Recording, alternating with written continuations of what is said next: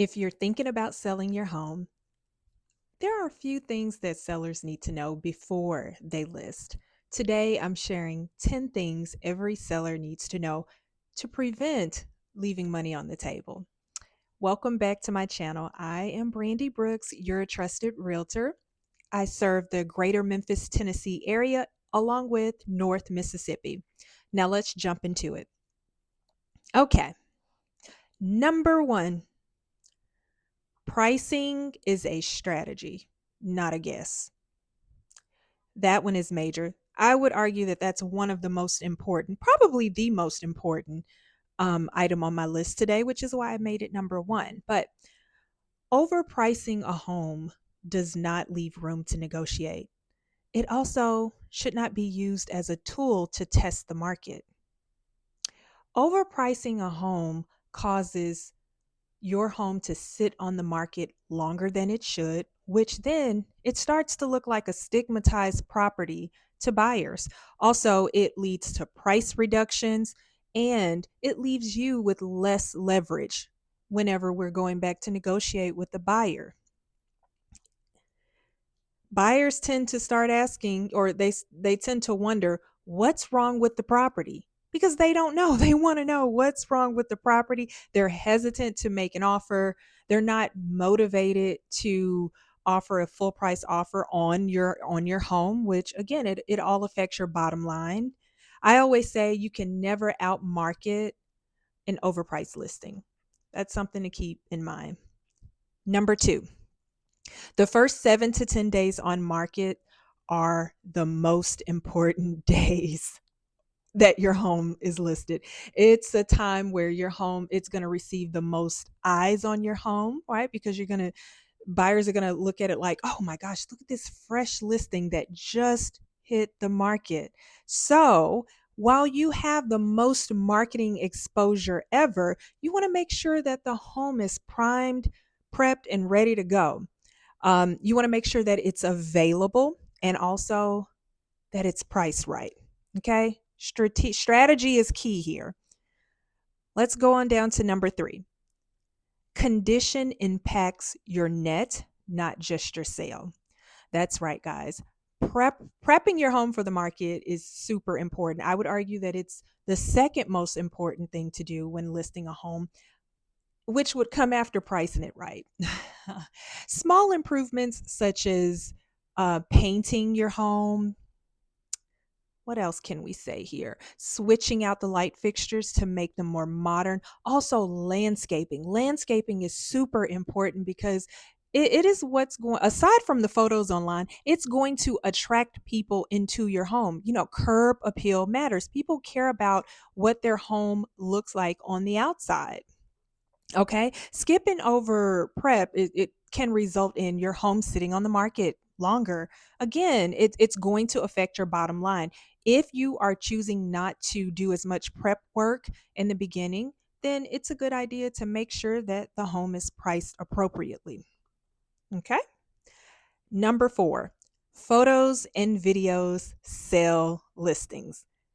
At this point, buyers, they decide if they're even going to tour your home based on the photos that they see online. At this point of where we are in the real estate industry, professional photography is not an option. It is no longer an option, guys. We, if your agent is taking taking pictures of your home with a cell phone, I would recommend that you find a different agent.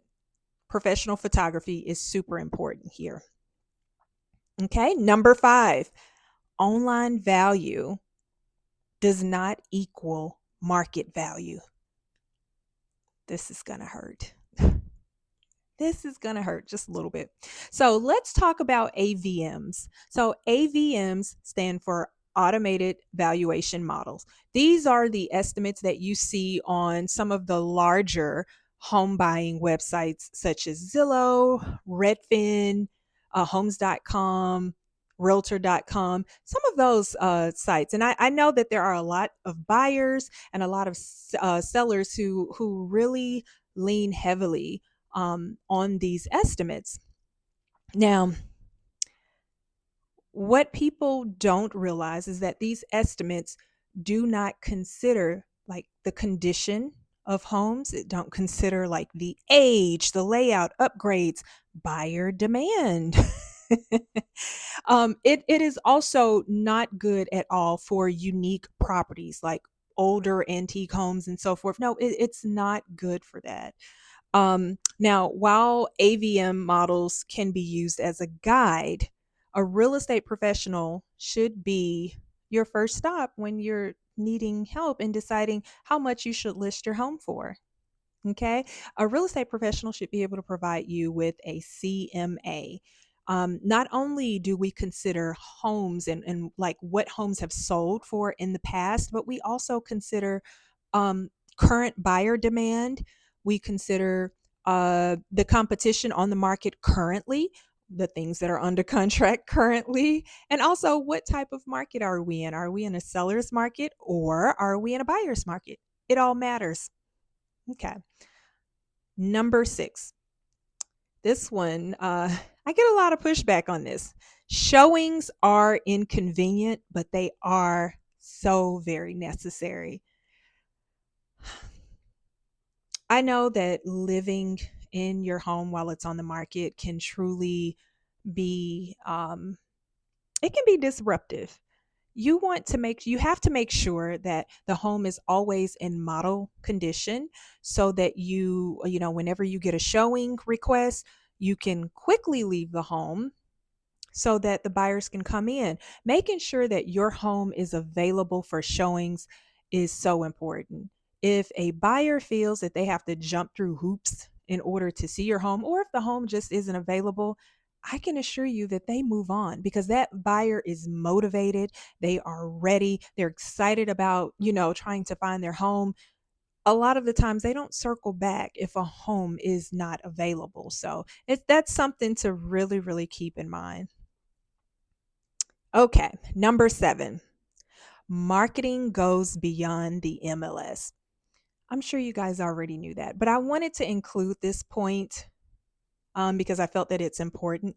Now, strategic marketing is it's not only going to include professional photography and videos, but it's also going to include social media, email, video tours, open houses, agent to agent exposure. And a good agent keeps their database updated and they're able to market your listing to their database of buyers who maybe are currently looking, who were once looking but no longer looking. Marketing your listing to an agent's database could help buyers get off of the wall because maybe they looked and it was just nothing available for them. So that is important. Also, local businesses and employees, the people who work in the area, they're always a good source, always a good resource. Also, the neighbors, the people who live in the community. Sometimes they already have maybe a friend or family member in mind that they'd like to live nearby. So keep those things in mind. Number 8. Now, this one, I think, trips up a lot of sellers, but not all offers are created equal. Some offers come via a loan product, such as an FHA loan, a conventional loan, a VA loan, or a USD loan. And then we have cash offers. Now, financing, contingencies, timelines, and buyer strength matter just as much. So, a good agent is going to be able to help guide you through choosing the best offer for your situation. And that's very important. Okay. Also, the type of lender and also the loan officer providing the pre approval, it all matters. It all matters. Does this lender have a reputation for maybe pre-approving or issuing a pre-approval upfront, but not doing the legwork before the buyer goes out to look for homes? And then when we get there during the transaction, maybe the lender or even the loan officer is like, I don't know that this is going to work. Guys, that matters. That matters. Your reputation follows you. So your agent should be able to help you, to help guide you through that. And, choosing a buyer, maybe doing a little background research on the pre approval letter and so forth. So, enough on that. I'll move on. Uh, Number nine, inspection negotiations are very normal. Be prepared that the buyer may freak out because of the inspection report. They're scared. They're kind of walking into the unknown, makes them a little bit anxious. They don't quite, and inspection reports, if I'm honest, they can be big and scary if we don't navigate them appropriately. But what I want sellers to know is that most buyers will ask for something. Okay.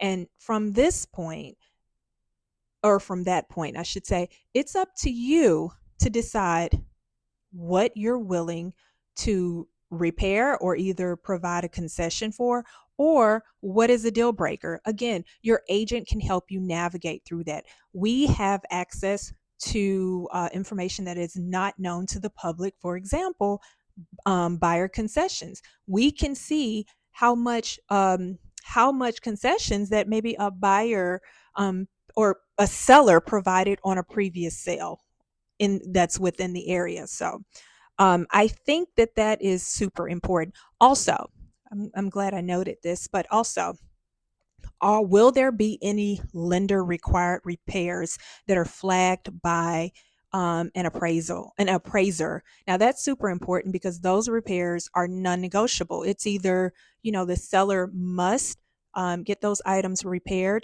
prior to, closing on the loan, or the buyer won't get the loan. So something to keep in mind. And last but not least, your agent should be a strategist, not just a sign installer. Too many times I've heard horror stories from other sellers, maybe, feeling like the real estate agent that they hired simply put a sign in the yard and didn't do anything else to market their home. Your realtor should be guiding you on price, prepping your home for the market. They should have a marketing plan. That's super important. You want to know how that realtor is going to market your home.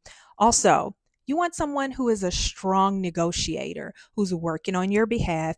And this is super important because because this can, kind of kill a deal here, but you want someone who is responsible and who can keep track of all timelines and deadlines.